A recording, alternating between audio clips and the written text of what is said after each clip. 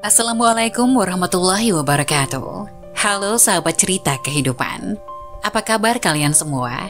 Syukur alhamdulillah kita bisa berjumpa lagi di channel ini.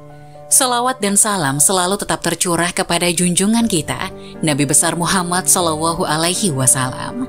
Tidak lupa kami sampaikan salam sehat, salam sejahtera. Semoga kita semua tetap dalam lindungan Allah Subhanahu wa Ta'ala. Seperti biasa, kita akan berbagi kisah dari yang unik, menarik, sampai bikin nangis. Semoga bermanfaat.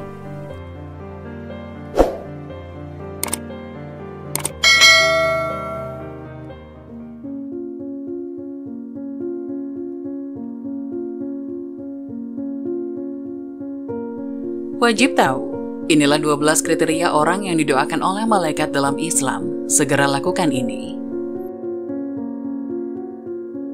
Dalam Islam, malaikat adalah makhluk yang diciptakan dari cahaya oleh Allah Subhanahu wa Ta'ala. Maka dari itu, malaikat tidak pernah berdosa dan sangat taat kepada Allah.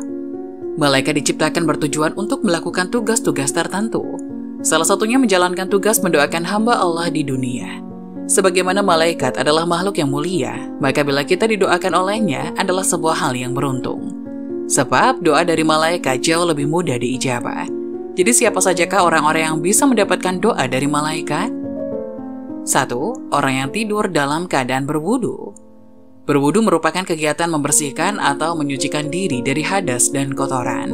Jadi, berwudu sebelum tidur sangatlah bermanfaat, yaitu dapat membuat tubuh menjadi lebih tenang dan nyaman. Bahkan berwudu sebelum tidur bisa dijaga oleh malaikat selama tidur, sekaligus didoakan yang baik. Dalam hadis riwayat Ibnu Hibban dan Abu Umar radhiyallahu an, Rasulullah SAW bersabda, barang siapa tidur di malam hari dalam keadaan suci atau berwudu, maka malaikat akan mengikuti, lalu ketika ia bangun, niscaya malaikat akan berucap, Ya Allah, ampunilah hambamu si Fulan, karena ia tidur di malam hari dalam keadaan selalu suci. 2. Orang yang selalu duduk menunggu waktu sholat. Malaikat akan senantiasa berdoa kepada hamba Allah jika orang itu suka menanti-nantikan atau menunggu waktu sholat tiba. Orang yang selalu menunggu waktu sholat dalam keadaan suci maka akan mendapatkan ampunan dari Allah Subhanahu wa Ta'ala. Imam Ibnu Huzaimah meriwayatkan salah satu hadis dalam kitab Sahihnya bahwa sesungguhnya Rasulullah SAW bersabda, tidaklah seseorang di antara kalian duduk menunggu sholat selama ia berada dalam keadaan suci, melainkan para malaikat akan mendoakannya. Ya Allah, ampunilah ia. Ya Allah, sayangilah ia. 3. Orang yang berada di saf jamaah paling depan.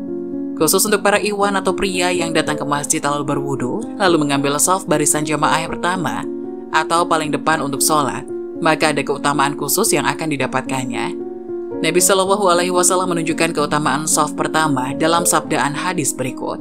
Sesungguhnya Allah dan para malaikatnya bersolawat kepada Allah yang sholat di saf pertama.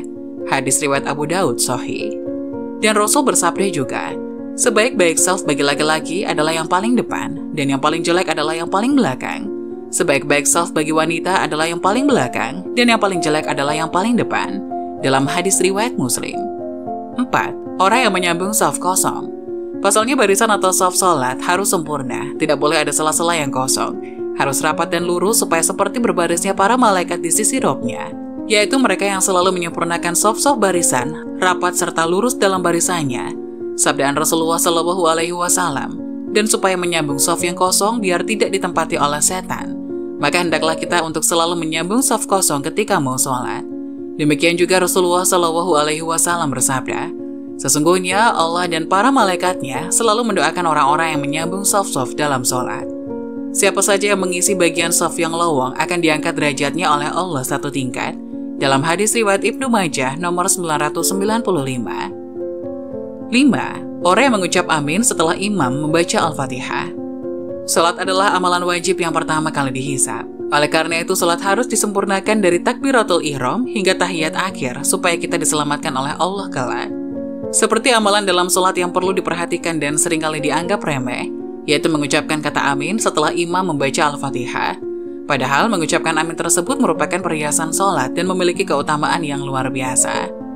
Yaitu ucapan amin itu bersamaan dengan aminnya para malaikat, menjadikan dosa-dosa hamba diampuni serta menjadi penyebab terkabulnya doa. 6. Orang yang duduk di tempat sholatnya setelah melakukan sholat. Pastinya senang bukan jika didoakan yang baik oleh malaikat, apalagi disolawatkan. Nah, itu juga merupakan doanya malaikat bagi orang yang selalu duduk di tempat sholatnya setelah melakukan sholat. Nah, lebih baik kita duduk dulu sebelum melaksanakan sholat, yaitu diisi dengan zikir dan doa. Sehingga malaikat akan mendoakan kita yang terbaik di hadapan Allah Subhanahu wa Ta'ala. 7. Orang yang melakukan sholat subuh dan asar secara berjamaah. Sholat subuh memiliki keistimewaan tersendiri. Iya, subuh adalah waktunya para malaikat berkumpul datang sehingga ada banyak hal tak terkira. Namun biasanya, di waktu tersebut merupakan hal yang memberatkan untuk melakukan sholat, butuh perjuangan untuk bisa melakukan kewajiban tersebut. Seperti contohnya orang melewati waktu subuh karena tidak bangun pagi. Padahal sholat subuh bisa disaksikan banyak malaikat loh. Begitupun dengan sholat asar. Waktu tersebut orang sangat sibuk, mereka enggan dalam melakukan kewajiban.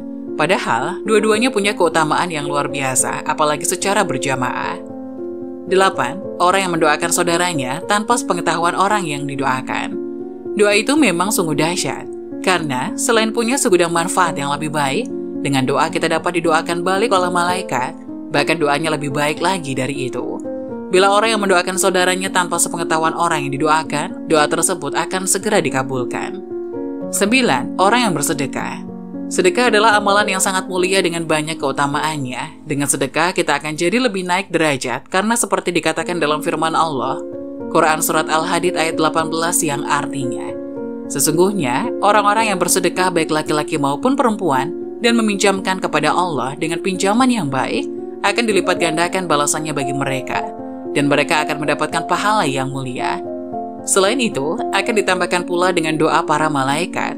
Memang sungguh luar biasa kekuatan dari amalan sedekah ini. 10.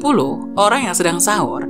Di balik waktu sahur ternyata ada keutamaan yang jarang kita ketahui, yaitu bisa mendatangkan berkah kebaikan dan pahala yang mengalir. Berkah datangnya dari Allah, sungguh beruntungnya orang yang sedang sahur akan mendapatkan salawat dari Allah dan doa para malaikat. Di waktu tersebut kita dapat meluangkan waktu untuk lebih banyak beribadah kepadanya. Jadi pahala senantiasa mengalir terus. 11. Orang yang sedang menjenguk orang sakit. Seseorang yang menjenguk orang sakit juga punya keberkahan yang hakiki, bahwa orang yang menjenguk orang sakit akan diberikan pahala serta keberkahan dari Allah, sebagaimana dijelaskan dalam hadis riwayat Ibnu Majah berikut.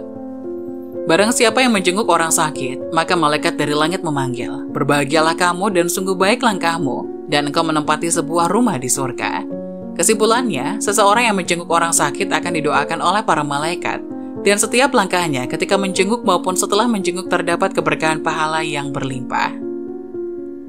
12. Orang yang mengajarkan kebaikan.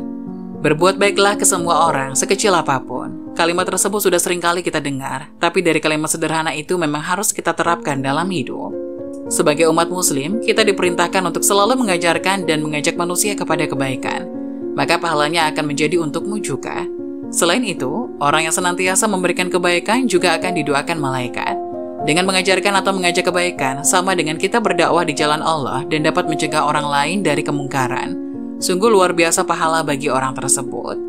Itulah orang-orang yang mendapatkan doa dari malaikat. Betapa beruntungnya jika kamu adalah salah satunya. Maka di pandangan Allah, ia adalah manusia yang dicintainya. Semoga penjelasan tadi dapat memberikan hikmah dan bermanfaat untuk penonton semuanya. Jangan lupa like, subscribe channel ini agar tidak ketinggalan info-info bermanfaat lainnya. Sekian dari kami, terima kasih. Wassalamualaikum warahmatullahi wabarakatuh.